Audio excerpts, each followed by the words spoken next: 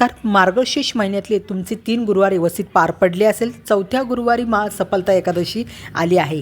हे जे व्रत आहे हे वारानुसार व्रत आहे, पूर्ण करणं गरजेचं आहे. 4 व्रताला समजा पौर्णिमा आली, अमावस्या आली, एकादशी आली, केव्हा करावे उद्यापन, हे स्त्रियांच्या मनात विचाराचा घोळ झाला आहे.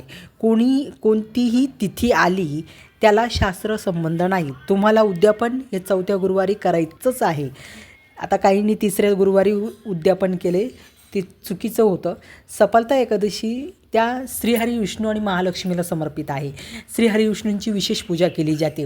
बरं, ज्या स्त्रियांची मार्गशीर्ष महिन्याचा गुरुवार पण उपवास आहे, एकादशीचा पण उपवास करता, त्यांनी उद्यापन करू नये. ज्यांचा फक्त महालक्ष्मीचा गुरुवार उपवास आहे त्यांनी उद्यापन करा. ज्या स्त्रियांचा महालक्ष्मीचा गुरुवार उपवास आणि एकादशीचा आहे त्यांनी पौष महिन्याच्या 2 जानेवारीला उद्यापन करावे. पौष महिना काही वाईट नाही आहे, समज काढून टाका. हा महिना सूर्यनारायणाला समर्पित आहे, हे लक्षात घ्या.